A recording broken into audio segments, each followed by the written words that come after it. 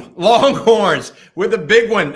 Kobe Black, defensive back, cornerback, really, out of Waco's Connolly High School, has committed to the Texas Longhorns. Had a host of scholarship offers, Rod, from across the country. Get some of these notes down. 6 foot, 190 pounds.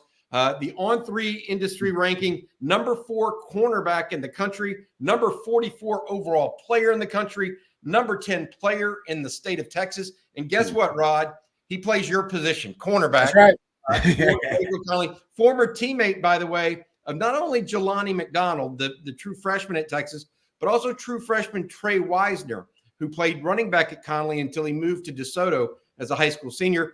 Black joins the Longhorns with a big commitment on Wednesday from his high school. Rod, you got a chance, and I asked you specifically to watch film of him, not only as a defensive back, but also as a wide receiver. Tell folks a little bit about what you saw for a guy with that at that position. Yeah, I love the fact that he's a wide receiver. That just shows you his overall athleticism. That means he's got ball skills, right? So he can put him in that ball hawk category because you know he's got the ball skills from playing wide receiver, and I think that will translate for him. What I love about his game as a cornerback, though, everybody projects him to be at the next level. And I remember on social media, I actually saw him have to clarify that he's a cornerback and not a safety. Okay, some people were putting on his profile that he was a safety. I think he probably could play any position in the secondary, but he's patient at the line of scrimmage. Hard for young DBs to be patient at the line of scrimmage. Usually they're impatient. It affects their footwork. Sometimes it affects their hip fluidity. There are a lot of things. Their hand placement. When guys aren't patient at the line of scrimmage, he's patient. I think it's because he's got a lot of confidence in his skill set. But that is something that helps him. I think because he's a natural press coverage corner. I think it naturally translates for him. He's also a guy that's got great instincts, got quick feet. So I think his feet are really nice at the line of scrimmage too. Allows him to stay in front of defenders. That's really important, combined with the patience. And that's why I think he projects to be a really good press coverage corner at the line at the next level. And that's what Texas wants. Ideally, Texas wants both corners. And we've been talking about this more because Texas is trending that way. Last 2 games against Oklahoma State and against Texas Tech, Texas played more press coverage on the field side and the boundary side than they played all year long. That is not a coincidence. I do think it may be game plan specific, but Sark is on record for saying they want to play press man coverage. All right. And I think that means both field and boundary. And there's a guy that I think can do it on the field or the boundary side. So I love his overall skill set. Got fluid hips too. You never really see his hips get locked up. You never really see him with lazy feet. Never see his feet stop moving. Just a really nice coverage corner that I think translates really well to the next level. Well, it's interesting because he's not the only cornerback or defensive back commitment for the Longhorns right now. The Longhorns really have a good group. Santana Wilson, Al Wilson's son out of Arizona, Wardell Mack down in Louisiana, New Orleans in particular, also committed at this point. What do you think they're doing at defensive back right now that you really like with their recruiting class, Rod? You know what? It's interesting because I think it depends on if, some of these other guys come in. I think they're going for a little bit more versatility with the DBs they're bringing in. Derek Williams, I think it shows that, right? He's a guy that he's a safety, but he's got the skills and the feet and the hips of a cornerback. So they want coverage safety. I think they're going to prioritize coverage. I think that's a big part of what they know going forward. They want their safeties and their corners both to be just kind of natural cover guys. I think that's what Derek Williams fits that. I think Jordan Johnson-Rubel fits that as well. I think they got him projected as a nickel, but he can play safety as well. If you can play nickel and you're a safety, that means you can cover. Because if you can't go from playing safety to nickel if you can't cover. I do think it's programmed early or it's innate. I just think some guys, I could just cover. Like I'm a natural cover guy. That's the one thing I could do with the best of them. I could just flat out cover. Just give me a guy to cover, and I could do that. Ball skills, all that's different discussion. But I was a natural coverage guy, and I think there are some guys who have that innate ability. Kobe Black is one of those guys. I think Derek Williams, he's your best coverage safety as a freshman. He's one of those guys. I think that's what Texas is getting to. If they end up, bringing in some of these other young DBs, I guarantee you there'll be top-notch coverage players in the secondary because that's what they want to prioritize. Even now, we know what's the biggest issue for Texas in the secondary. You got some guys in your secondary who are good football players, but they're a liability at times in coverage. You can teach a lot of the other. You can teach a guy to be a better open field tackler. I think you can teach a guy to be able to run the alley correctly, take better angles to the football. I think you can teach leverage. I think you can teach guys how to take on blocks with the right shoulder. I think those are all things we can sit down in the football classroom and learn. I think it's hard to teach a guy how to cover. I just think that's tough. I think that's some a guy just naturally gets. I think it's easier to teach a guy some pass rushing moves. You can get better at those things, but I think there are some qualities for players that are just natural, innate qualities, and being a coverage guy is one of them. And that's what you got to look for. I think Texas, that's what they're looking for in their DBs moving forward. Got it. The thing that I was writing down there, what you said earlier about the versatility, in what you're talking about there, Rod. I think you mentioned Jordan Johnson-Rebel, but Santana Wilson, Wardell Mack could be a guy that does the same sort of stuff.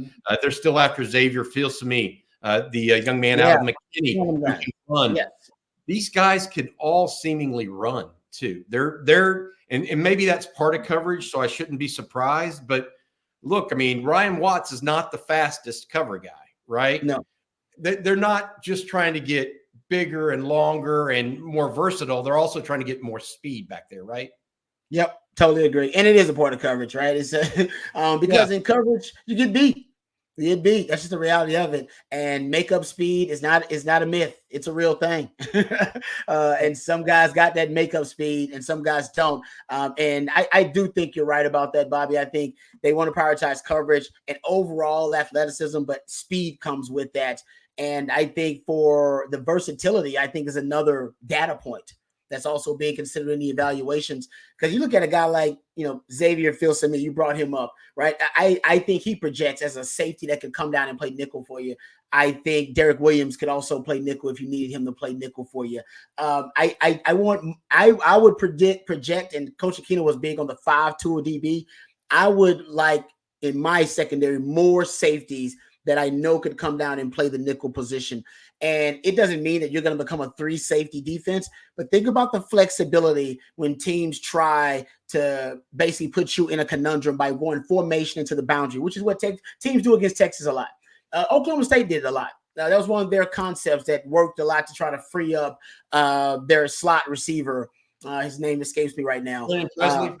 Yes. To free him up, right?